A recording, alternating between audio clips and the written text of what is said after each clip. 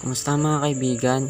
Ang vlog ko ngayon ay mag-unbox po ulit tayo ng soldering iron. Kasi po nasira yung soldering iron ko eh.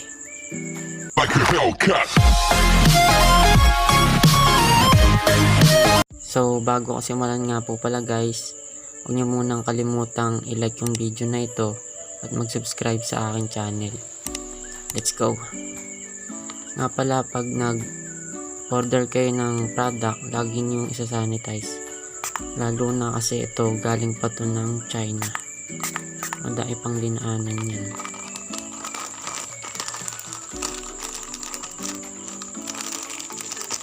Yan.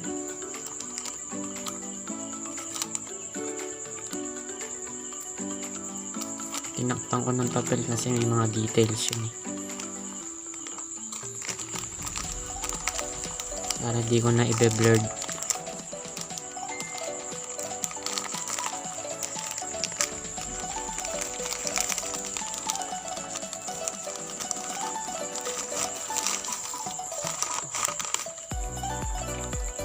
Ayan. Ang unang makikita natin ay bubble wrap. Tapos merong soldering iron. Sanitize ulit.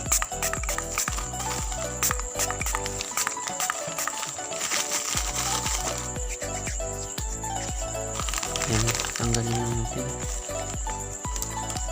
Kung ano lang mga kailangan, yun lang.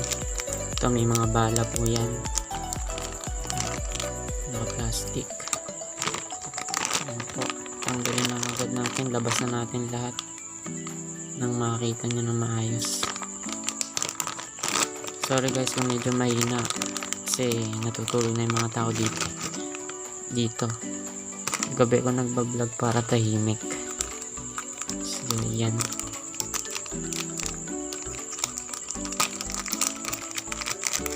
Bala. Ilang kailangan sa bala. Oh, may stand pa. 5 pieces. Tapos, meron pa isa dito eh. Halos 6 lahat. Ayan. Meron siyang cover na parang goma na plastic. Nakikita natin, yan po ang appearance nya. May naiikot po yan dito. Pakita ko muna sa inyo lahat. Meron po siyang bolts at papokus ko lang. Bolts at 220 volts and 60 watts. Yan na, adjust po yan. 200, 250, 300, 350, 400, 450 Celsius. Yan po. Siya. Ano to? Ala, bulok. May ano pa siya, ganito. Ano siya, hindi siya nakadikit. Parang nakaano lang, nakalusot. Sana maayos to. Kasi yung una ko parang ganito lang rin eh. Nasira yung akin, di na umiinit. Yan siya. Sura kayo mag-focus. Pwede siyang palitan. Yan. Tinatanggal yon para palitan ng bala. Yan. Subukan natin palitan. Ito lang, para minamalat ako. Excuse me. Yan, buksan natin para matest. Paano ba ito buksan? Yan. Labas natin lahat. Para ano ba ito, stand?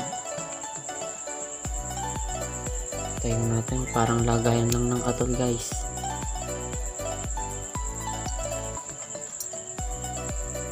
Ano ba magandang ikabit? Ano po siya, yung pabilog, tapos yung wala nakalagay, nandito na eh, basta 20 volts. Yan, kakabit natin. Itong patusok, ito maganda patusok. Yan. Ganito pala yung pagkabit, may butas po kasi yan eh. Tapos lulusot mo lang, tapos ilalagay mo to, tapos pipihitin mo to para magpalit. Yan, tapos sasaksak mo, stand. Yan, meron siyang 5 pampalit. Yan siya. O, diba? Yung details po niyan at yung price po niyan, ilalagay ko po sa screen. At kung may tanong po kayo sa iba, tungkol sa iba, pwede pong mag-comment lang po kayo. At saka po, hindi ko nagtetesto kung gumagana. Hindi ko na iba-vlog. Wala kasi kung ano eh, LED. So ayan, nakita nyo na siya guys. At syempre, sa mga gusto magpa-shoutout sa video to, basahin nyo lang po yung nasa description. Tsaka po yung mga nagpapa-shoutout, maghintay lang po kayo. At baka po kayo na susunod. Yun, salamat sa lahat ng nanood. Sana nagustuhan nyo yung video ito. Huwag nyo pong kalimutang ulit mag-like sa video to. Mag-subscribe sa aking channel. And maraming salamat sa lahat ng laging nanonood. Kita-kita ulit tayo sa susunod kong vlog.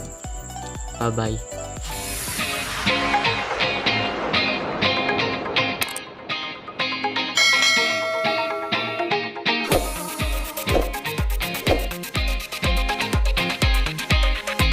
Like a Hellcat.